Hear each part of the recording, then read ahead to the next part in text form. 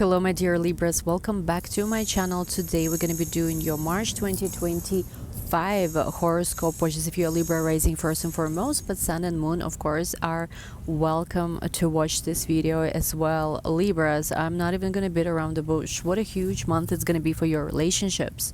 So Libras, risings especially, your relationships are going to be the biggest theme of this month, and because there is such an intense concentration of your seventh house but also your sixth house as well, but seventh, to be honest, is much more important here. I really feel like you're going to be focused on figuring out your love life, if you're single, if you're in a relationship, quite frankly, as well. And if it's not going to be for just some of you about love life, it's going to be about partnerships, just in general relationships you have in your life. So we start the months with Venus retrograde beginning at 10 to 11 degrees of Aries, and this retrograde is going to be present with us till the April 12th. So this is very important.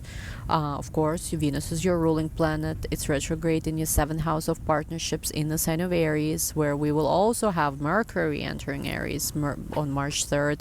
Mercury will turn retrograde March 14th. So there's a big focus on figuring your relationships out. What's happening in your partnerships? What's happening in your relationships? Are you happy in your partnerships and relationships? Do you feel like dynamics, contracts, and the situations you find yourself in are fair to you? Do you feel like you're getting a fair deal, so to say? Before we, dive even deeper, please make sure, give this video a big thumbs up. Don't forget to subscribe. Also, all the information about personal readings is in the description box. I currently do offer birth chart readings, love connection readings, asteroids analysis, very unique reading that I do, asteroids and fixed points, fixed stars analysis. There's also an option to study astrology one-on-one with me. It is a very deep and intense journey where I teach you, week by week, secrets of astrology using your own chart. So it's like you're diving deep very much into yourself and learning astrology.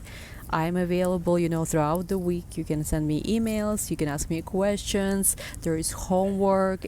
I give you all my undivided attention. Again, this is not a group setting. This is not any kind of automated, AI setting. This is very much, me, very focused with you, sharing my knowledge with you. Astrology has been such a great gift of my life, and I'm so happy that I have this opportunity to teach others as well. And yes, the information and links to everything is going to be down below. Again, first come, first served. I cannot give a lot of spots for this because you understand it takes a lot of my time, but I know that it's going to go to a right person. Anyway, let's go back to your horoscope. Libras, I guess a big question to ask yourself this month is, are the dynamics you're finding yourself, especially relationships, contract wise, fair? Like, are you the person who maybe is over-invested in a relationship in a certain way? There's also going to be an eclipse in the sign of Aries, the last of solar eclipses in Aries on March 29th. This is big for you, but of course, before we even arrive at this point, there's so much going on before that. Again, like I said before, Venus retrograde begins on March 1st in the sign of Aries, and it's going to be there all March till April 12th. Mercury will enter Aries on March 3rd, and on March 14th, it's going to go retrograde. So again, relationships at the forefront, focusing, figuring out what's going on here. March 15 is when Mercury is going to go retrograde. March 14, we're also going to have eclipse, full total lunar eclipse in Virgo, 24 degrees, which for you, of course, is the 12th house. So there might be some chapters you decide to end in your life. Old dynamics, old programming, old ways of operating, old ways of dealing with things. Really, also for Libra, I think that more than any other sign, this is a great time to declutter. If you've been feeling like, you're holding on to so much junk from your ex, from whoever, from the past, from the old, and it's, it's one thing when you're holding on to some things, but like, let's just say you have memorabilia, some kind of, very happy memories associated with something, and you want to, you want this to be something that you keep, for generations maybe. It's one thing to hold on to things like this versus there are things that you don't even know why you are keeping them. Maybe they even invoke some bad memories. And essentially, yes, if ever there was a time to declutter, it's with this eclipse, total lunar eclipse. I keep butchering it, but yeah. On March 14.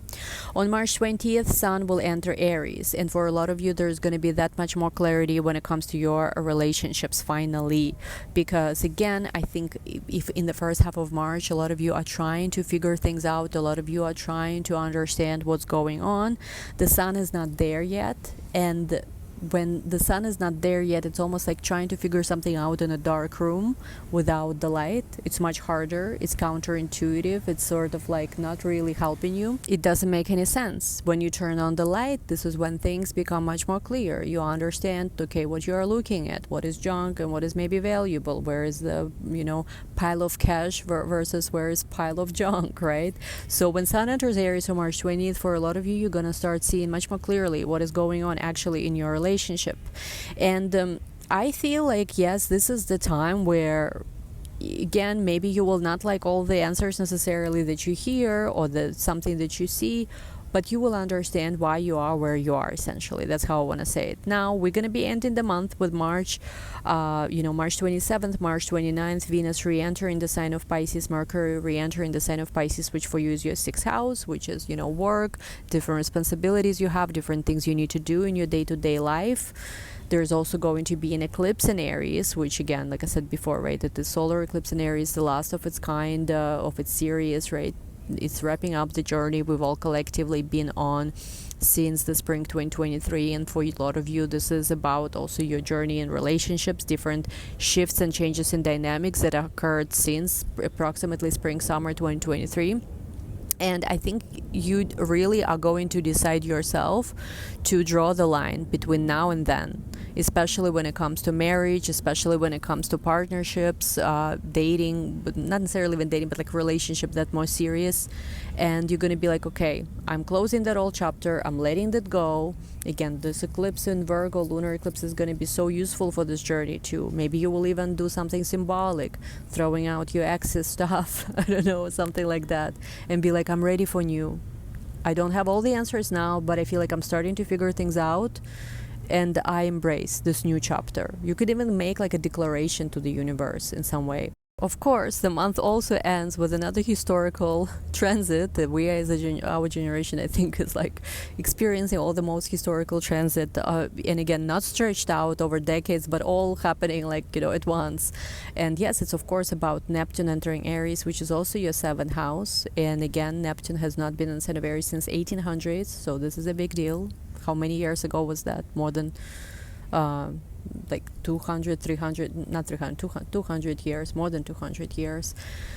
So this is also about a whole new template when it comes to relating to others, when it comes to relationships with others, maybe removing past limitations that were there. Neptune is all about the dissolution of borders, boundaries, and stuff like that. Of course, be careful to not dissolve your personal boundaries when it comes to dealing with people. But we'll talk more about this. Again, this is something that will only begin in the end of the month, and it's not the final ingress of Neptune into Aries anyway, because Neptune will re-ingress into Pisces in the end of the year. But there's definitely something that's shifting, and for you, it's all about your partnerships and relationships.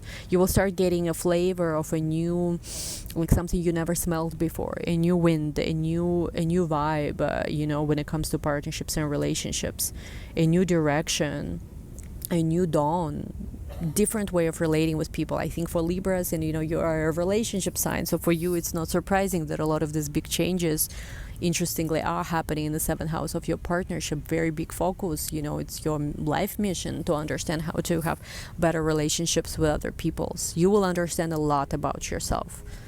Big shifts and transformation will happen this year. And this month will be the key month to this transformation.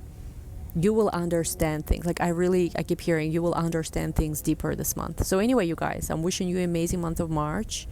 And there will be Oracle Tarot for members and Patreons, decoding into this more with Tarot and Oracle. Link is going to be posted as well. Give this video a big thumbs up. I hope you enjoyed it. Let me know your thoughts in the comments. What you're most excited about this, what you're scared about this maybe as well. Personal readings, again, information is available. My one-on-one mentorship information is also in the description box. I love you all. Wishing you the best month. Don't be scared. You got this. I love you all, guys. We'll talk soon. Bye-bye.